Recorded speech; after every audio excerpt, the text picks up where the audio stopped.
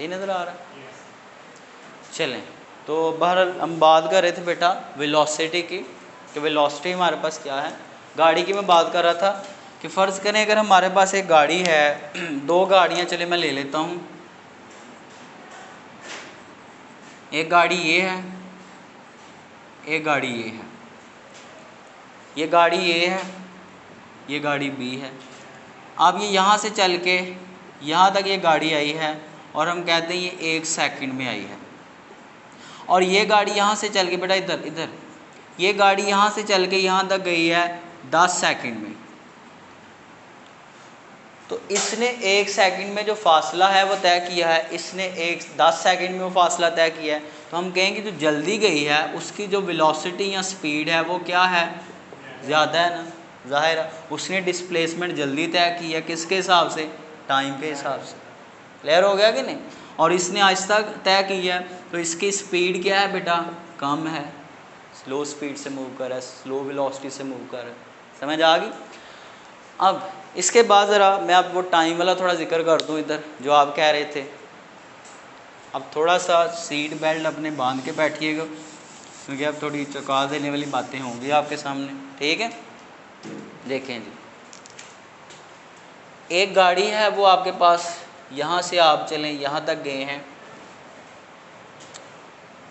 Suppose आप ए point से B point पे गए हैं और आपने जो डिस्प्लेसमेंट तय की है, क्योंकि इधर डिस्प्लेसमेंट ही चेंज होगी ना, डिस्प्लेसमेंट में चेंज आएगा टाइम के हिसाब से। जो आपने डी तय किया है वो चलें जी आपके पास 1 मीटर है, और तब आपकी स्पीड स्लो थी, तो आपने जो टाइम लिया है वो लिया आपने 10 सेकंड। अगले फेज़ में आपने क्या किया, बी से आप सी पे गए और आपने अपनी स्पीड बढ़ा दी है। पहले स्लो जा रहे तो फिर टाइम ज़्यादा लगेगा, एक पॉइंट से दूसरे पॉइंट पे पहुंचते, यानी कि ननार से टब्याले पहुंचते हुए एग्जांपल ले लें हम। अगर आहिस्ता आहिस्ता जाएंगे तो टाइम ज़्यादा लगेगा, है कि नहीं? फिर आप बी से सी पे गए हैं, उतना ही फासला आपने आगे तय किया है, यानी कि डी अगेन कितना है, 1 मीटर है। लेकिन अब आपने अपनी स्पीड बढ़ा दी है। स्पीड बढ़ाएंगे तो टाइम सपोज अब आपका कितना लगेगा, 5 सेकंड। और बढ़ा दें, स्पीड बढ़ाते जाएं, डी उतना ही रखें 1 मीटर। अब आपका टाइम जो है वो चलें जी 1 सेकंड पे आ गया। कितना को हम टाइम को हम श्रिंक करते जा रहे हैं, स्पीड बढ़ाते जा रहे हैं, तो टाइम क्या होता जा रहा है। अब मैं ज़रा बात करने लगूँ गहराई वाली।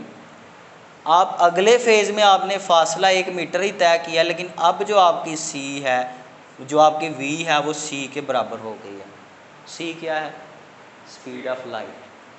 क्या आप इतनी तेज़ गए हैं कि आपने वो जो फासला था वो तय किया है किसमें, कितनी स्पीड के साथ, स्पीड ऑफ लाइट, रोशनी की स्पीड के जितना तेज़ आप यहाँ से यहाँ तक गए हैं। तो उस केस में जो आपका डेल्टा टी होगा वो 1 से मैं और पिछले हम 0 पे, यानी कि टाइम लगेगा ही नहीं आपका। तो टाइम वहाँ पे आपके लिए क्या हो गया, स्टॉप हो गया, 0 टाइम लगा। बात समझ आई है? तो जब आप स्पीड ऑफ लाइट के जितना तेज़ मूव करना शुरू कर देंगे तो टाइम नाम की चीज़ आपकी ज़िंदगी से निकल जाएगी, वहाँ पे टाइम आपके लिए स्टॉप हो जाएगा। तो ये स्पीड का मैंने थोड़ा जिक्र किया। और बेटा देखें, इस कायनात के अंदर कोई भी चीज़, नो मटेरियल ऑब्जेक्ट, कोई भी ऑब्जेक्ट, कोई भी चीज़ स्पीड ऑफ लाइट के जितना तेज़ मूव कर ही नहीं सकता। क्यों? उसकी रीज़न ये है बेटा कि आपके पास जब हम मैथ्स लेते हैं, मैं थोड़ा सा इसमें ज़िक्र करता हूँ, क्यों आपने बड़े आराम से कह दिया है, F is equal to ma। Theory of relativity इसमें आएगी कि जब बेटा आपकी स्पीड बढ़ती है तो उस वजह से क्लासिकल फिज़िक्स ये बताती है कि मैथ कांस्टेंट क्वांटिटी है, ये चेंज नहीं होती। और मैथ के साथ क्या जुड़ा होता है, इनर्शिया जुड़ा होता है। जितना मैथ ज़्यादा हो उतना आपकी बॉडी के पास क्या ज़्यादा होता है, इनर्शिया। जब आप तेज़ होते जाएंगे तो थ्योरी ऑफ रिलेटिविटी आइंस्टाइन की, जो आपने अभी पढ़ी नहीं, वो ये बताती है जब आप स्पीड बढ़ाते हैं तो आपका जो मैस है इसके साथ जो इनर्शिया एसोसिएटेड है वो इंक्रीज़ होता जाता है।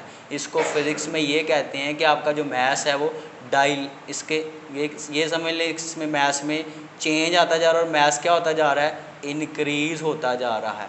जब मैस इंक्रीज़ होगा, मैस वैसे इंक्रीज़ नहीं होता, इसमें इनर्शिया इंक्रीज़ होता है। अब इनर्शिया इंक्रीज़ होता जा रहा है जो मैस के साथ जुड़ा हुआ है, तो जितना मैस बढ़ता जा रहा है यानी कि इनर्शिया बढ़ता जा रहा है, उतनी आपको फोर्स क्या लगानी पड़ेगी, ज़्यादा। मैं दोबारा इसको कोशिश करता हूँ, देखें बेटा। अगर मेरे पास एक बॉडी है, वो स्लो मूव कर रही है आहिस्ता आहिस्ता, उसका मैस है 5 kg, तो उसका जो इनर्शिया होगा, जो इनर्शिया क्या करता है, किसी बॉडी की स्टेट को बरकरार रखने में उसकी हेल्प करता है, मदद करता है। अगर कोई बॉडी रेस्ट में हो तो इनर्शिया कहता है तुम किस में रहो, और अगर मोशन में हो तो इनर्शिया क्या कहता है, तुम मोशन में रहो। अब ये जो इनर्शिया है, इसका बराह रास्त ताल्लुक़ किससे होता है, मैस से होता है। अब क्लासिकल फिज़िक्स, जो न्यूटोनिक फ़िज़िक्स, न्यूटन की जो फ़िज़िक्स है, वो ये बताती है कि मैस कभी भी चेंज, मैस कांस्टेंट रहता है। आप 40 kg के हैं, आप जहाँ मर्ज़ी चले जाएं, आप 40 kg के ही रहेंगे, तो आपका इनर्शिया 40 kg के हिसाब से ही रहेगा। और जो नई फ़िज़िक्स है, मॉडर्न फ़िज़िक्स, आइंस्टाइन की फ़िज़िक्स, वो क्या कहती है, वो कहती है कि अगर आप अपने मैस को इतना तेज़ चलाना शुरू कर दें कि आपकी स्पीड किसको अप्रोच कर जाए, स्पीड ऑफ लाइट को, तो उस केस में जो आपका इनर्शिया है, सुन लें ज़रा इधर, इनर्शिया बन जाता है बेटा इनफाइनाइट। इनर्शिया की बजाय मैं आपकी समझ के लिए मैं कह लेता हूँ कि आपका मैस जो है वो बहुत ज़्यादा इंक्रीज़ हो गया है। तो सपोज़ अगर पहले आपके पास 5 kg था, तो अब मैस इंक्रीज़ होकर समझ लें इनफाइनाइट हो गया, इतना हो गया कि आप उसको काउंट। अब इतने ज़्यादा मैस को मूव करवाने, पहले 5 kg था, आराम से ठुड्डा लगाया चला गया आगे, अब मैस इतना ज़्यादा इंक्रीज़ कर गया है कि अब इतने ज़्यादा, इंतहाई ज़्यादा मैस के लिए फिर मूव करवाने के लिए आपको इंतहाई ज़्यादा क्या लगानी पड़ेगी, पीछे से फोर्स भी लगानी पड़ेगी, क्योंकि इसको मूव करवाने के लिए तो हमें 5 न्यूटन 10 न्यूटन से काम चल जाना था। इस मैस को टुड्डा लगाएंगे, थोड़ी सी फोर्स लगाएंगे, ये आगे चला जाएगा। लेकिन ये जब आप स्पीड ऑफ लाइट के साथ मूव करें, तो वही 5 kg आपका बहुत ज़्यादा इंक्रीज़ होके बहुत ज़्यादा मैस के तौर पे आपको बिहेव करेगा, उसका इनर्शिया बहुत ज़्यादा हो जाएगा। अब बहुत ज़्यादा मैस हो गया है, इसका मतलब अब आपको इसको मूव करवाने के लिए जो फोर्स है वो भी इनफाइनाइट फोर्स, लामहदूद फोर्स देनी पड़ेगी। इतनी फोर्स हमारे बस में है ही नहीं, हम इतनी फोर्स, हम इंसान हैं, हम कमज़ोर हैं, हम तो थोड़ी बहुत फोर्स इंजन बना के हम लगा सकते हैं, इनफाइनाइट फोर्स हम कहाँ से लें, है कि नहीं। तो हमारे इंसानों के इख्तियार में वो इनफाइनाइट फोर्स प्रोड्यूस करना वो अल्लाह के इख्तियार में है, हमारे इख्तियार में नहीं है। तो हमारे पास ऐसी फोर्सेस ही नहीं है कि जिससे हम ऐसे मैस को मूव करवा सकें जिसका इनर्शिया क्या है, इनफाइनाइट इनर्शिया है। तो हमारे पास वो फोर्स ही नहीं, इसलिए हम किसी बॉडी को स्पीड ऑफ लाइट के जितना तेज़ मूव नहीं करवा सकते। हाँ, हम क्या करते हैं, हम भाई 440 की स्पीड पे चले गए मैक्सिमम, 1000, चलो 1000 कर लो, 1000 किलोमीटर पर सेकंड, हम 1000 तक जा सकते हैं मर के। हालांकि हमारी आम स्पीड जो है इंसानों की वो 600, 300, मोटरसाइकिलों की 120। तो कहाँ रोशनी की स्पीड वो है भाई 30 लाख है, सॉरी 3 × 10⁸ मीटर पर सेकंड। एक सेकंड में इतनी स्पीड है। अगर इसको आप उसमें दूसरे में लेके जाए, मेरा ख्याल है ये 30 लाख बनती है, 30 लाख किलोमीटर पर सेकंड, कि एक सेकंड में आप 30 लाख किलोमीटर का फासला तय करें, इतनी तेज़। तो उतनी तेज़ किसी चीज़ को मूव करवाने के लिए हमें फिर उतनी तेज़ फोर्स भी चाहिए, तो हमारे पास उतनी तेज़ फोर्स है नहीं, उस क्वांटिटी की फ़ोर्स हमारे पास मौजूद इंसानों के पास तो नहीं है ना। आगे जाके फ्यूचर में शायद हम बना लें, शायद, ठीक है कि नहीं। तो बहरहाल ये बच्चा भी घबरा गया कि सर पता नहीं किधर चले गए हैं। अब देखें बेटा, तो हम अपने टॉपिक की तरफ वापस आते हैं।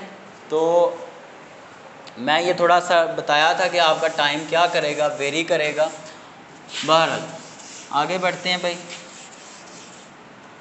तो हम आते हैं वापस जो हमारे पेपर में आना है उसी की तरफ, इस चैप्टर में से। और जब आगे आप फिज़िक्स पढ़ेंगे तो वहाँ पे न्यूटोनिक फ़िज़िक्स के जो लॉज हैं, प्रिंसिपल्स हैं कि मैस कांस्टेंट है, टाइम कांस्टेंट है, मॉडर्न फिज़िक्स में इनको हम पीछे रख देंगे।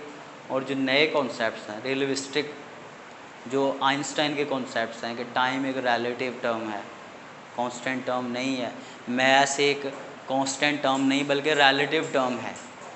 ये सारे कॉन्सेप्ट्स आगे यूज़ करेंगे और जब हम एटॉमिक लेवल के ऊपर जाके फ़िज़िक्स को पढ़ेंगे, केमिस्ट्री को पढ़ेंगे, तो हम देखेंगे वाकई ये जो चीज़ें बताई जा रही हैं वाकई ये वहाँ पे सही साबित हो रही हैं। और आप सोचेंगे, आप कहेंगे सर कि इतनी बात है तो मैं सुबह आ रहा होता हूँ पैदल, तो मेरी घड़ी के ऊपर जो टाइम है वो 9 बजे होते हैं, 9:15। मेरा एक बाइक है, वो मेरा दोस्त है, वो बाइक पे आ रहा है 100 की स्पीड से, उसके भी 9 बजे। और जब हम दोनों स्कूल पहुँचे हैं तो हमने दोनों ने जाकर घड़ियाँ देखी तो दोनों के टाइम तो एक जितने थे। आप कह रहे हैं स्पीड से टाइम में चेंज आ रहा है। मैंने कहा ना अभी कि भाई जो स्लो स्पीड से मूव कर रहा है उसके लिए टाइम और चल रहा है, जो फास्ट स्पीड से मूव कर रहा है उसके लिए टाइम और चल रहा है। यहाँ पे फिर मेरी बात में क्लैश आ रहा है। मैंने साथ ये भी कंडीशन कही है कि टाइम तब चेंज होगा जब हम किस स्पीड के साथ मूव करें, स्पीड ऑफ लाइट। हमारी स्पीड कहाँ स्पीड ऑफ लाइट, कहाँ पिद्दी का शोर हुआ। स्पीड ऑफ लाइट तो 23 लाख किलोमीटर पर सेकंड, और हमारी 30 मीटर कह लें, 30 किलोमीटर कह लें, चलें 30 किलोमीटर कहाँ 30 लाख। और हमारी पर सेकंड के हिसाब से भी नहीं होती, हमारी फ़ी घंटा के हिसाब से होती है। तो हमारी स्पीडें इतनी महदूद हैं, हमारी जो स्पीड्स हैं, जिस स्पीड के साथ हम डेली लाइफ में मूव कर रहे हैं वो स्पीड इतनी कम है कि हमें जो टाइम में वो रियलिस्टिक टर्म्स आनी है, उसमें जो चेंजेस आनी है वो हमें फील, और हमारे टाइम में कोई चेंजेस आती भी नहीं क्योंकि हमारी स्पीड बहुत स्लो है। हाँ, अगर आप अपनी गाड़ियों को इतना तेज़ घुमाना शुरू कर दें तो फिर आपको वो टाइम में वो चेंज फील होगा, और वाकई वो होगा, ऐसा होगा। ठीक है कि नहीं?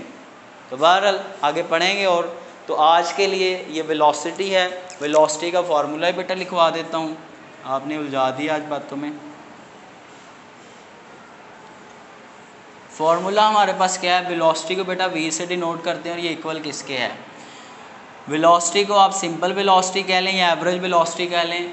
दो पॉइंट्स के दरमियान डिस्प्लेसमेंट चेंज हुई है ना, तो change in displacement with respect to time, time के हिसाब से आपकी डिस्प्लेसमेंट कितनी चेंज हुई है, ये क्या कहलाती है आपकी वेलोसिटी या फिर एवरेज वेलोसिटी के। समझ आ गई बेटा? वेलोसिटी का यूनिट भी देख लें। यूनिट इसका क्या बनेगा, ऊपर डिस्टेंस या डिस्प्लेसमेंट, उसका यूनिट क्या होता है मीटर, नीचे टाइम है उसका क्या होता है सेकंड, मीटर पर सेकंड, या इसको ऐसे लिख लें मीटर पर सेकंड। क्लियर हो गया बेटा? बाकी इंशाल्लाह किसी दिन फिर टाइम मिलेगा तो आप डिस्कशन शुरू करेंगे, और वो फिर चीज़ें टॉपिक से हट के फिर हम अलहदा से डिस्कशन करेंगे। ठीक है?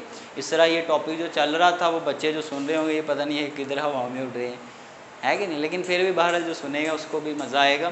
तो आज के लिए इतना ही काफ़ी है बेटा। ठीक है? कल आपने जस्ट ये डिस्प्लेसमेंट की डेफिनेशन फार्मूला, वेलोसिटी की डेफिनेशन फार्मूला, और ये जो हमने रेस्ट एंड मोशन के बारे में एक दो बात लिखी है ये बस पढ़ के, हाँ बाकी सफ़ा सारा पढ़ के हैं जो बुक पे लिखा हुआ है पेज, ताकि आपको और चीज़ों का पता लगे।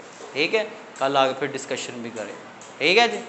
अल्लाह हाफ़िज़। चलें इसको बंद करते हैं।